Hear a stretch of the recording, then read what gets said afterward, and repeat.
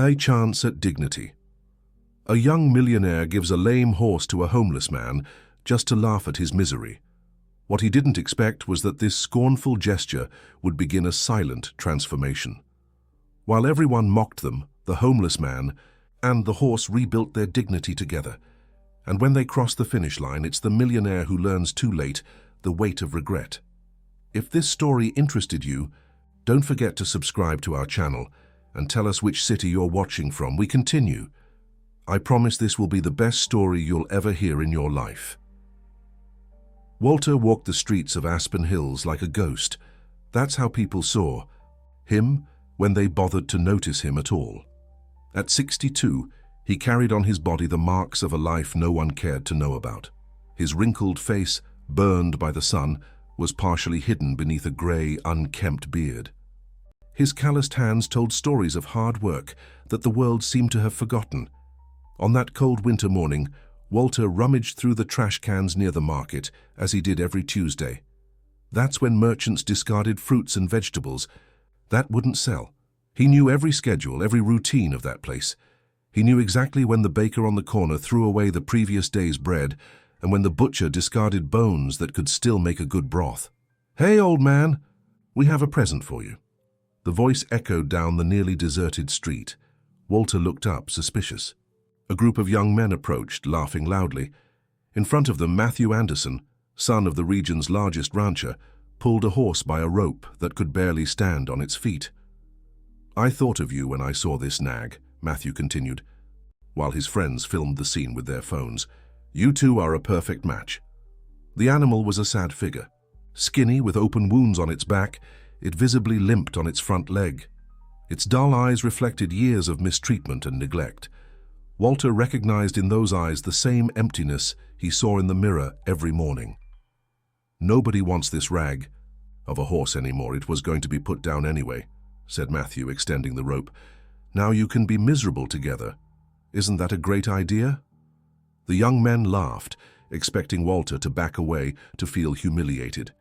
Instead, he slowly approached the animal. He looked it in the eyes for a long moment, as if establishing silent communication. Then, without saying a word, he took the rope from Matthew's hands. "Look at that! He accepted it!" exclaimed one of the boys, incredulous. Matthew seemed slightly disappointed by the lack of reaction.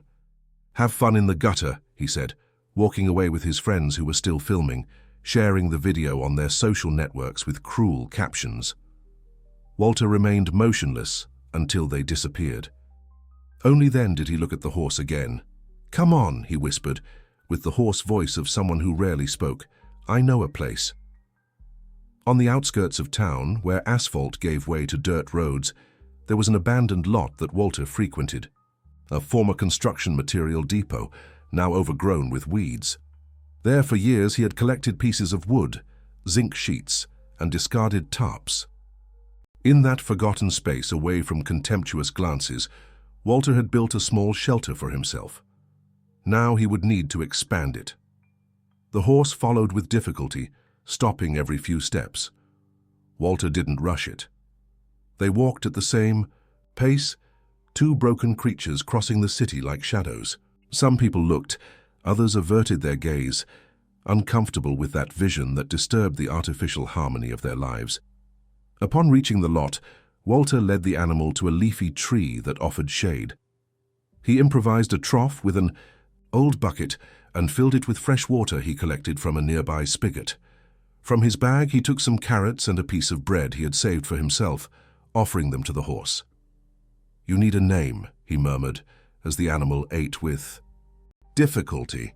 He observed its markings, its scars, the white star-shaped spot on its forehead. "Perseus. You'll be Perseus." That night, Walter didn't sleep. He spent hours building an improvised pen next to his shelter, using stakes and ropes found in the trash. He worked under the moonlight, driven by an energy he hadn't felt in years. When he finished, he lit a candle and placed it inside a cut glass bottle to protect it from the wind. From an old chest where he kept his few belongings, he took out a small figure carved in dark wood, a mounted horseman. It was an old piece, made by skilled hands, Walter cleaned it carefully and placed it next to the candle on a kind of improvised altar on a wooden box. "A promise," he said to the silence of the night. He didn't elaborate further. Certain words didn't need to be spoken aloud. The next morning, Walter woke before the sun. His first concern was Perseus. The horse was lying down, breathing with difficulty. Walter approached slowly, kneeling beside him. With a damp cloth, he began cleaning the animal's wounds. To his surprise, Perseus didn't react with fear, allowing the contact. "You're tired of fighting too, aren't you?" whispered Walter, applying a green paste to the wounds. It was a mixture of herbs that a Bolivian lady had taught him to make years ago, when he still worked in construction and frequently injured himself. For days a routine was established. Walter would leave before dawn to collect food scraps, always looking for something that could serve Perseus. He learned to identify herbs that grew in vacant lots that could help the animal's recovery. He began waking up merchants before they even opened their shops, offering to sweep sidewalks in exchange for wilted carrots or bruised apples. People noticed the change. The man who previously seemed to merely exist now moved with purpose. Some began to set aside specific scraps for him, without him having to ask. A woman from the bakery started leaving a bag with old hay she got from a nearby farm. Small gestures that arose not from pity, but from a silent respect for that unexpected dedication. A week after meeting Perseus, Walter noticed he was being watched. A girl of about 10 years old, with curly hair tied in 2 braids, was observing him from afar as he cared for the horse. Upon noticing that she had been seen, she didn't run away. She just stayed there, curious, at a safe distance. The next day she returned. This time she brought a piece of hardened bread with her. She came a little closer and left the bread on the ground before backing away again. Walter nodded in thanks, picked up the bread and offered it to Perseus, who ate with more appetite than in previous days. The girl smiled, revealing a missing front tooth. She didn't say anything, but her eyes sparkled. On the 3rd day, she brought a sheet of paper. She came close enough to show Walter. It was a simple drawing made with colored pencils, depicting a man and a horse crossing a finish line. In the corner of the paper, she had written in childish letters, "Victory." Walter felt something he hadn't experienced in a long time, a lump in his throat. He took the drawing carefully as if it were a fragile treasure. The girl, still without saying a word, approached Perseus and hesitantly extended her hand to touch his muzzle. The horse, which previously reacted with distrust to any approach, remained calm. That night, Walter placed the drawing next to the carved figure and the candle. He looked at the dancing flame for a long time, thinking about the girl, about Perseus, about the strange turns life took. For the first time in years, he allowed himself to dream of something beyond surviving until the next day. He didn't know it yet, but that simple drawing would be just the beginning of a transformation that not even he could imagine. Days passed and the girl's presence became constant in Walter and Perseus' lives. He discovered that her name was Julie, and she lived with her grandmother in a simple house near the lot. Her grandmother worked as a house cleaner in family homes, and Julie was often alone after school. "My grandma said I can come here, as long as I don't get in the way," she finally explained after days of silence. "She said you're a good man." Walter didn't know what to say. It had been so long since anyone had described him that way that the words seemed to belong to another language. He limited himself to nodding, continuing to brush Perseus' coat, which was now beginning to gain a timid shine. "Can I help?" asked Julie, coming closer. "I know how to brush horses. My uncle had one on his farm." Gradually, a silent partnership was established. Julie would appear after school and help care for Perseus. She brought books about horses that she borrowed from the town library and read aloud to Walter, who listened attentively, absorbing every piece of information. She talked about breeds, care, feeding, everything she found in the colorful pages. "I think he's a mixed quarter horse," she commented one day, observing the animal's characteristics. "Look at the strong legs and musculature. He used to be a good horse before he got like this." Walter agreed. As Perseus' wounds healed and his diet improved, characteristics previously hidden by his debilitated state began to appear. His chest was broad, and despite his advanced age, one could perceive nobility in his posture when he raised his head. One afternoon, while Julie was reading about exercises for recovering horses, Walter noticed a poster attached to a nearby pole. It was torn at the edges and stained by recent rain, but the content was legible. It announced the traditional endurance race, an annual event that took place in the pastures of Anderson Ranch. It wasn't a common race of speed. It was a test of endurance and determination, where horses and riders covered a 10-kilometer route through varied terrain. The poster emphasized that registration was open to all residents of the region without distinction. At the end, in small letters, it mentioned the prize. Besides the trophy, the winner would receive a sum of money and the opportunity to work at the new training center that would be inaugurated at the ranch. Walter tore off the poster and took it to his shelter. That night he stared at it for hours by candlelight. The race date was 2 months away. Enough time. He looked at Perseus, who slept in the improvised pen. The animal still limped, was still too thin, but his eyes were no longer as dull as on the first day.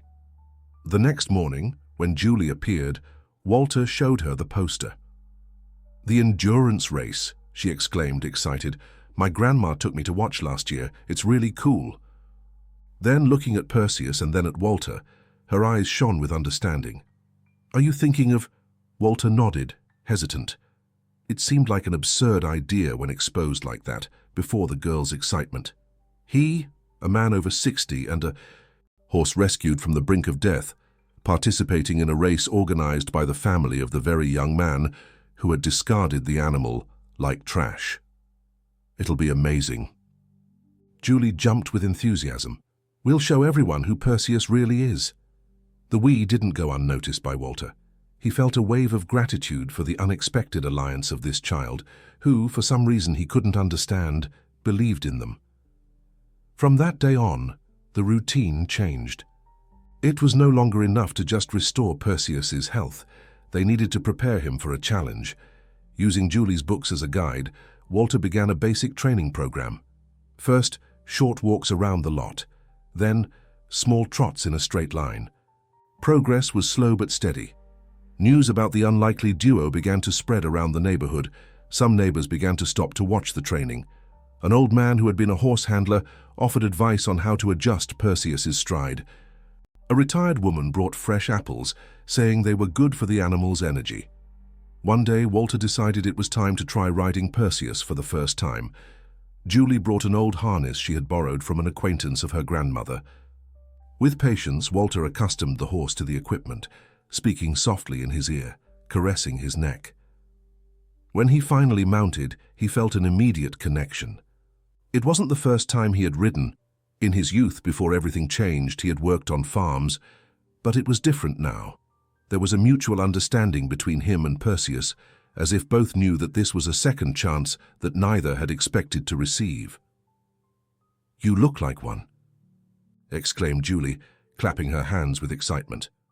Walter allowed himself a small smile, the first in a long time. The following weeks were filled with hard work. Walter built small obstacles with discarded materials, logs for Perseus to jump, over, puddles to cross, uneven terrain to strengthen his legs.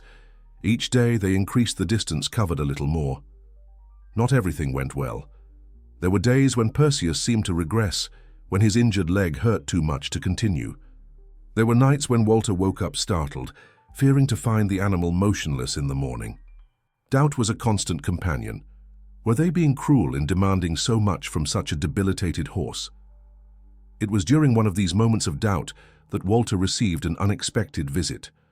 Matthew Anderson and 2 of his friends appeared at the lot one afternoon while he and Julie were training.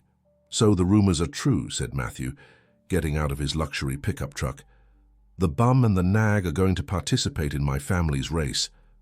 Walter remained silent, protecting Julie with a gesture, placing himself between her and the visitors. "This is pathetic," Matthew continued, taking his phone out of his pocket to film. "And it's also going to be hilarious. I can't wait to see." You two making fools of yourselves in front of the whole town." Julie stepped forward, her fists clenched. "Perseus isn't a nag. He's stronger than he looks." Matthew laughed. "Perseus?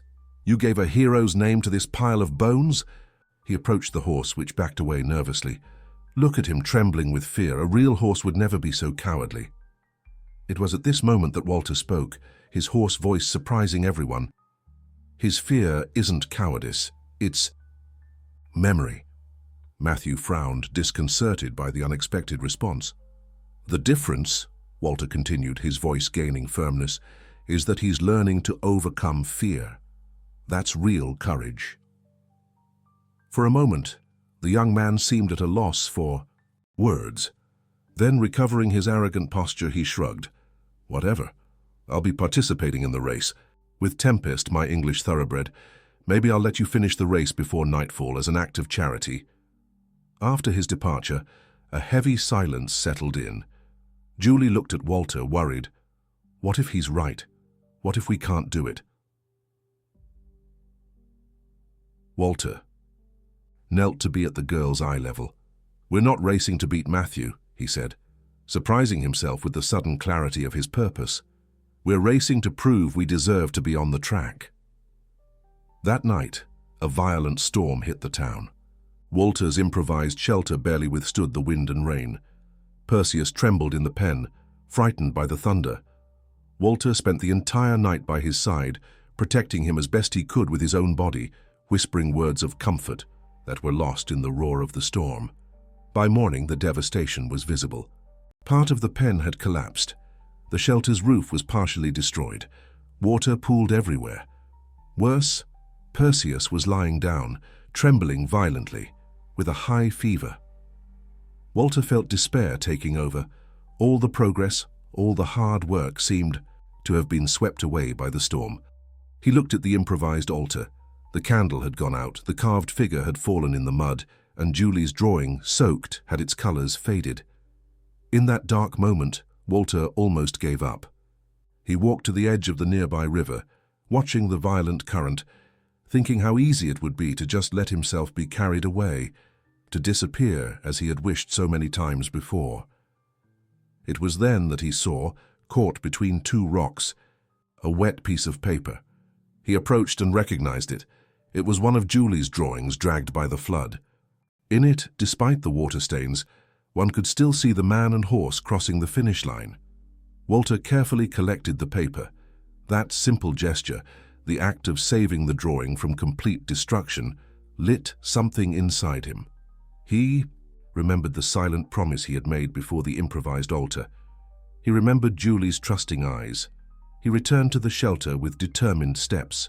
He dried the drawing as best he could and placed it back beside the carved figure. He lit the candle again, protecting it with a more resistant glass bottle. Then he turned to Perseus. With renewed determination, he began preparing the herbal mixtures he had learned, determined not to give up as long as there was a breath of life in the animal. The promise hadn't ended. In fact, it seemed it was just beginning. Perseus' recovery after the storm was slow and distressing. For 3 days, Walter barely slept, applying cold compresses to lower the animal's fever, offering him water with honey and herbs, massaging his legs to prevent the muscles from atrophying from lying down for so long. Julie appeared daily, bringing what she could, a handful of oats her grandmother had set aside, a thermos with herbal tea that, according to her, healed even sadness, and most importantly, her confident, unwavering presence. "He's going to be fine," she affirmed with the certainty that only children possess. "Perseus is strong. He's just resting for the race." On the 4th day, when Walter was beginning to lose hope, Perseus finally stood up, wobbling, still weak, but standing. Walter felt his eyes well up, something that hadn't happened in so many years that he couldn't even remember the last time. The news of Perseus's illness and subsequent recovery spread throughout the neighborhood. To Walter's surprise, visitors began to appear. The old man, who had been a handler, brought a homemade remedy that he swore was effective in strengthening horses' lungs. A neighboring family helped rebuild the pen, bringing more resistant wood. The grocery store owner sent a bale of fresh hay. People are rooting for you, explained Julie, as she helped Walter organize the donations. Everyone's talking about how you're going to surprise them at the race. Walter remained silent, assimilating that information. It was strange to think that there were people, not just Julie, but other people, who believed in him, who cheered for him. For so long he had been invisible, and now suddenly he was noticed, he was remembered. With the community's help, training resumed. This time, there were more resources. An old saddle maker offered to properly adjust the harness. A lady who had raised horses in her youth gave tips on nutrition for building endurance. A teenager who was passionate about racing mapped the likely route of the race so they could simulate similar conditions. The days passed, and the transformation of Walter and Perseus became increasingly evident. The horse, once skeletal and dejected, now displayed defined muscles and a shiny coat. He still limped slightly on his front leg, especially after more intense exercises, but his endurance had increased considerably. Walter had also changed. It wasn't just the more upright posture or the firmer movements. There was something different in his eyes, a glimmer of purpose, of cautious hope. His beard, once disheveled, was now trimmed. His clothes, although still old and patched, were clean and well kept. He had begun to speak more, answering Julie's questions, with complete sentences, sometimes even telling small stories from his youth. A month before the race, a new challenge arose. To officially register, it was necessary to go to the Anderson Ranch headquarters and fill out forms. Walter hesitated. It was one thing to train in his small territory, surrounded by people who had unexpectedly become allies. It was completely different to face the official world, with its rules, judgments, and invisible barriers. "I'll go with you," Julie offered, as if reading his thoughts. "I know where the headquarters is. My grandma cleans there on Mondays." On the appointed day, Walter wore his best shirt, a faded blue piece but without tears, that a neighbor had specially ironed for the occasion. Julie wore a flowery dress and carried a folder with the necessary documents they had managed to gather. Walter's old identity document, almost illegible, an improvised proof of residence signed by a local merchant, and a photo of Perseus taken with Julie's grandmother's borrowed cell phone. Anderson Ranch was imposing. The main house, with its white columns and perfectly manicured gardens, stood as a symbol of power and wealth. Walter felt himself diminish as they approached. Julie, sensing his discomfort, held his hand. "Remember what you told me. We deserve to be on the track." At the headquarters reception, a young secretary looked at them strangely. Walter explained with a low but firm voice that he had come to register for the endurance race. The woman hesitated, looking at the crumpled documents, at the simple clothes, at the girl who held the man's hand with almost adult determination. "I'll call Mr. Anderson," she finally said, getting up. "He usually personally approves all registrations." While they waited, Walter noticed the curious glances of employees passing by. Some whispered, others simply observed, intrigued by the presence of that unlikely duo. Richard Anderson, Matthew's father, was a man of imposing presence. Tall, with perfectly combed grey hair, he wore an impeccable suit even while at his own ranch. When he entered the waiting room, Walter immediately stood up reflexively. "So you're the man with the rescued horse," said Richard, extending his hand. His handshake was firm, his gaze evaluating. "My son told me about you." Walter nodded, tense. He imagined what Matthew might have said, what distorted version might have reached the father's ears. "You know, this race is a tradition in our family for 3 generations, Richard continued, walking to the window that offered a view of the impeccable stables. "It started as a test for working horses, evaluating endurance and reliability. Today it has become more sophisticated." He turned to face Walter. "The participants are usually renowned breeders with pedigreed animals." Walter felt his stomach sink. It was a polite rejection, dressed as a historical explanation. It was Julie who responded. The poster said registration was open to all residents of the region without distinction. Her childish voice echoed in the large room. "That includes Mr. Walter and Perseus." Richard raised his eyebrows, surprised by the girl's intervention. He looked at Walter, then back at Julie. "What's your name, young miss?" "Julie Oliveira, sir. My grandma works here, Mrs. Zelda." A flash of recognition passed through Richard's eyes. "Ah, yes, Zelda is an excellent employee. Very dedicated." He paused, considering. "Well, technically the girl is right. The race is open to everyone." He turned to the secretary. "Accept their registration, Monica, and arrange for a veterinarian to examine the horse before the race, as we do with all participants." Walter could hardly believe it. They had succeeded. They were officially registered. As they left the ranch, Julie was skipping with joy. "See, we did it. Now we just need to train a little more and win the race." Walter smiled at the simplicity of the plan, as if it were that easy, but he didn't want to diminish the girl's enthusiasm. In fact, he felt infected by it. In the following weeks, training intensified. Walter and Perseus covered increasingly greater distances, facing varied terrains. They trained in light rain under strong sun in the early hours of the morning and late afternoon. The synchrony between man and animal became increasingly evident to those who observed them. A week before the race, the veterinary examination took place. The professional sent by Anderson Ranch, a middle-aged man with a severe expression, examined Perseus thoroughly. Walter watched, anxious, fearing that some old condition would be used as an excuse to prevent them from participating.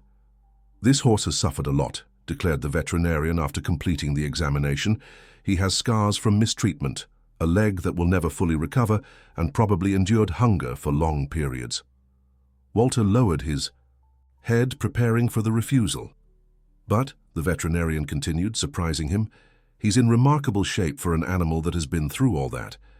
The muscles are well developed, the heartbeat is strong and regular, and the disposition is impressive." He paused, looking directly at Walter. "Someone has taken very good care of him in recent months." The compliment caught Walter off guard. He murmured a thank you, not knowing how to react to something he wasn't used to receiving. "He's cleared for the race," concluded the veterinarian, stamping the form.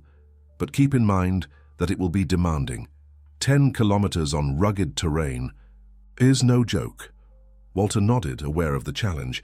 He had no illusions about beating the elite horses that would participate. But finishing the race, crossing the finish line with dignity, that would be a victory that few would understand. On the eve of the race, a small celebration was organized at the lot. The neighbors who had followed the journey brought food, drink, and much encouragement. Someone improvised a flag with the name Perseus, painted in large, colorful letters. Another neighbor brought a new blanket for the horse, so he could rest well during the night. When everyone left, Walter was alone with Perseus. He lit the candle on his now more structured improvised altar, with the carved figure clean and Julie's drawing protected by clear plastic. "I don't know what will happen tomorrow," he said to the horse, caressing his muzzle. "But we've already come further than anyone thought possible, including me." Perseus whinnied softly as if responding. Walter smiled. For so long he had been just a lonely man, struggling to survive another day. Now he was part of something bigger. There was Perseus, there was Julie, there were neighbors who believed in them. For the first time in many years, Walter no longer felt invisible. That night, he slept deeply, without dreams. He woke before dawn with a strange feeling in his chest. It wasn't nervousness nor fear. It was something different, something that took him time to identify. Anticipation. He was eager for the day to begin, to face the challenge they had trained so hard to overcome. Julie arrived early, wearing a bright yellow dress for luck, she explained. She brought a small blue ribbon which she tied to Perseus's mane. "It's for protection," she said, serious. "My grandma said blue keeps away the evil eye." Walter accepted the superstition with a nod. At that moment, any help, material or spiritual, would be welcome. The sun was beginning to rise when they left for Anderson Ranch, where the race would start. Perseus walked with firm steps, as if he felt the importance of the day. Walter at his side kept his head high, facing the curious glances of early morning passers-by. Upon arriving at the ranch gates, they were greeted by a buzz of voices and activity. Dozens of magnificent horses were being prepared by professional handlers. Riders in impeccable uniforms talked in groups, casting surprised glances in the direction of the newly arrived duo. Walter took a deep breath, feeling the weight of the gazes, the expectations, the doubts. For a moment he almost faltered. Then he felt Julie's small hand in his. "It's time," she said with a confident smile. "You're going to be amazing." And with that childish certainty guiding him, Walter led Perseus to the starting line, ready to face whatever came. The starting line buzzed with the energy of dozens of horses and riders. Last-minute handlers adjusted harnesses, riders checked equipment, photographers positioned themselves strategically. Walter felt out of place in that world of impeccable uniforms and gleaming equipment. Perseus, surprisingly, remained calm. While other horses neighed nervously or stamped their hooves impatiently, he stood firm, as if conserving his energy for what really mattered. Matthew Anderson arrived mounted on Tempest, an impressive black thoroughbred that seemed made of pure, contained energy. He wore a complete professional uniform, with the family colors embroidered on the chest. As he passed Walter, he slowed his pace. "I see you two actually showed up," he commented, with a scornful smile. "I hope you managed to complete at least the first kilometer before giving up." Walter didn't respond. He had learned over the years that certain provocations didn't deserve the energy expenditure of a response. Julie, who was waiting by the fence with her grandmother, waved enthusiastically. Walter returned with a slight nod. The girl's presence was a constant reminder of why they were there. It wasn't out of vanity or to prove something to Matthew, but to honor a journey they had begun together, man and horse, both rejected by the world. An announcer announced the last minutes before the start. Walter mounted Perseus, adjusting to the simple but well-maintained harness. He looked around and noticed for the first time that they weren't the only different ones there. There was an old man mounted on a visibly older horse, a young woman with a working horse of no defined breed, a young man with an animal that seemed to have been rescued from conditions not much better than Perseus. This brought a strange comfort. Perhaps there were more stories like theirs than he imagined, more people seeking their own kind of redemption or purpose. The starting shot sounded, echoing across the hills. The horses took off together, a spectacle of power and speed. Walter and Perseus didn't try to keep up with the frantic pace of the leaders. They maintained a constant pace, establishing their own rhythm right from the first few meters. The course began in an open field, with short grass ideal for speedy horses like Tempest. Then, it entered a wooded area, with uneven terrain and natural obstacles. The third part included a steep uphill stretch, followed by a crossing of a shallow stream. The end returned to the open field, culminating at the finish line in front of the main house. Right from the first part, Walter and Perseus fell behind. The faster horses, including Tempest, opened up a big advantage. Some spectators who followed the race at various points along the course laughed or made mocking comments when they saw the unlikely duo pass at a moderate pace. Walter maintained focus. He remembered what he had learned from the books Julie brought. The endurance race wasn't won in the first kilometers, but in the last ones, when fatigue began to take its toll. As they entered the woods, the scenario changed. The uneven terrain demanded more attention than skill. Some horses began to slow down, their riders surprised by the difficulty. Perseus, accustomed to training in similar conditions, maintained his constant pace. It was in this part that they overtook the first competitors.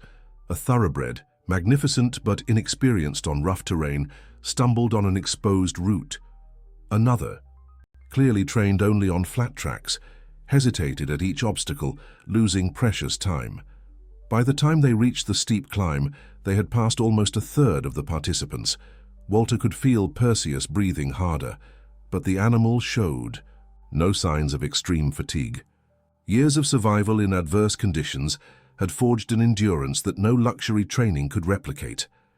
At the top of the hill, Walter allowed a brief pause for Perseus to catch his breath.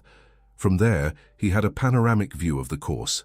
Ahead, he could see some competitors struggling on the descent. Behind, several others climbed with difficulty. Matthew and Tempest were out of sight, probably already far ahead. "We're not racing against them," Walter murmured to Perseus, repeating the mantra he had established during training. We're racing against ourselves. The descent was cautious. Walter knew that Perseus's front leg, which had been most severely injured, would suffer greater pressure. He guided the animal carefully, choosing the safest spots to step. When they reached the stream, they found a small confusion. 3 horses had stopped, reluctant to enter the water. Their riders, frustrated, tried to force them to advance. Walter guided Perseus to a calmer spot in the stream and with gentle gestures encouraged him to enter. The horse obeyed without hesitation, crossing with firm steps. It was upon leaving the stream that Walter noticed something concerning. Perseus was beginning to limp slightly. The effort of the descent had overloaded his fragile leg. Walter felt a tightness in his chest. They were more than halfway through the course. Would it be cruel to ask the animal to continue? As if reading his thoughts, Perseus shook his head and continued advancing on his own. Walter understood the message. They wouldn't give up, not after all they had overcome to get there. The last kilometers were the most difficult. Perseus limped more and more visibly, but maintained a determined rhythm. Walter alternated between moments of riding and walking alongside the animal to relieve the weight. Some spectators, noticing the joint effort, began to shout words of encouragement. It was on the last curve before returning to the open field for the final stretch that they spotted Matthew. Surprisingly, he wasn't in the lead. Tempest and animal bred for bursts of speed and not for endurance tests showed evident signs of exhaustion. Matthew was whipping him mercilessly, demanding more than the horse could give. Walter felt a wave of indignation at seeing the scene. That cruel treatment was exactly what had reduced Perseus to a broken animal before they found each other. For a moment he considered confronting Matthew, demanding that he stop mistreating the animal. But there was something more important to do. He mounted Perseus again and whispered in his ear, "Let's show him how to treat a true companion." They passed Matthew without saying a word. The young man, seeing himself overtaken by those he considered inferior, shouted insults and whipped Tempest with even more force. The thoroughbred gave a desperate leap and then stopped completely, refusing to continue. The open field that led to the finish line stretched ahead.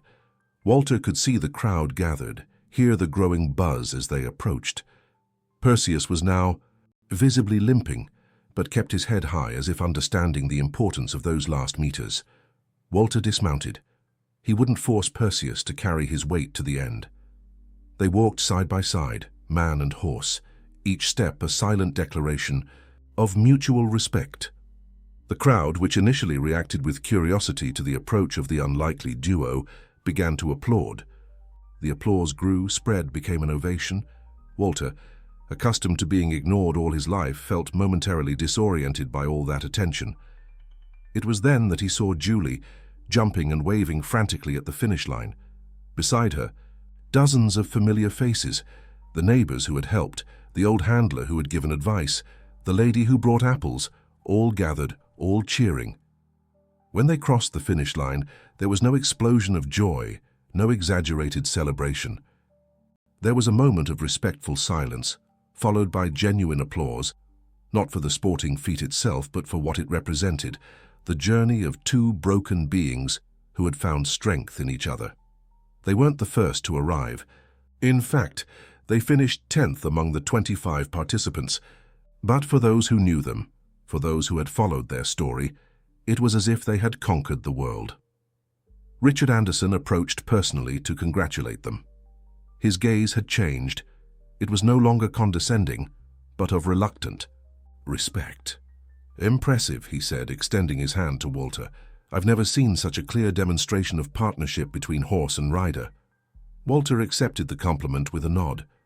Words seemed inadequate at that moment. "I have a proposal for you," Richard continued. "We're inaugurating a project for rehabilitating rescued horses. We need someone who truly understands these animals, who has patience and empathy." He made a significant pause. "Someone like you." Walter looked at Perseus, at Julie, who was approaching running, at the neighbors who waved, at the open sky above them. So many changes in such a short time. From an invisible man to someone with a purpose, with a future, "Can I think about it?" he asked, his voice still hoarse but firmer than it had ever been.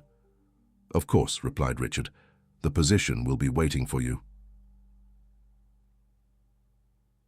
That night, back at the lot that had been his home in recent months, Walter sat beside the improvised altar.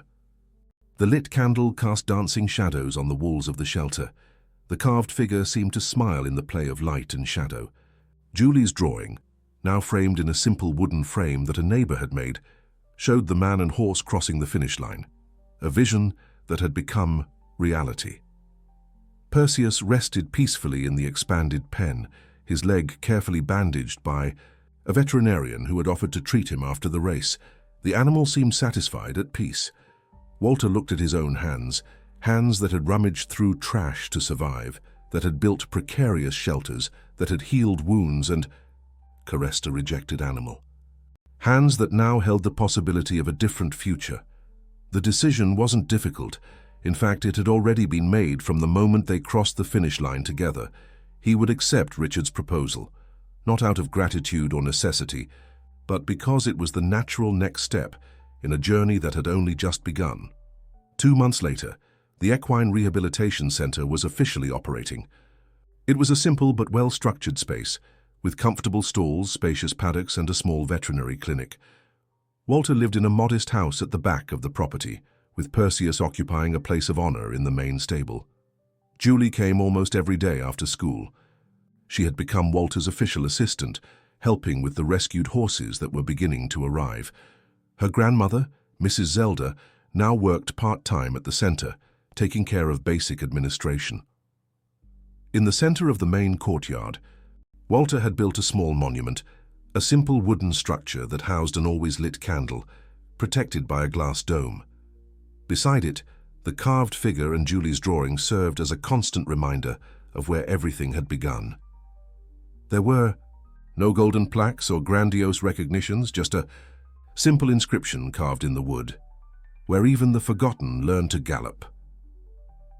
It was common to see Walter sitting there at the end of the day, watching the rescued horses grazing peacefully.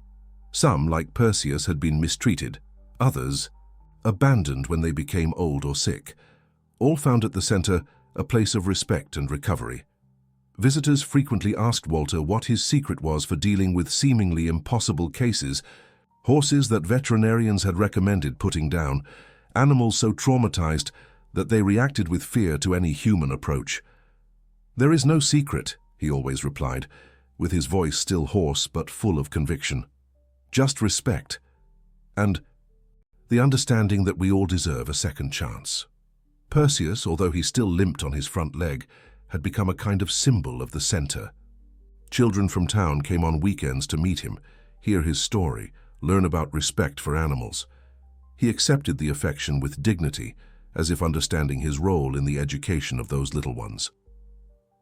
Matthew Anderson never appeared again.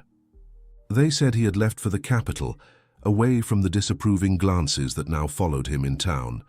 Tempest, his thoroughbred, had been sold to another breeder, a more conscientious one, fortunately. Richard, surprisingly, had become a regular visitor to the center.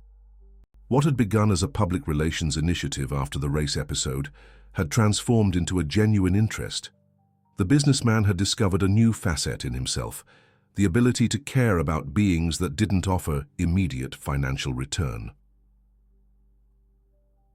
Chantefiu, a particularly beautiful spring afternoon, while watching Julie leading a group of children on a guided tour of the center, Walter felt a peace he had never imagined possible.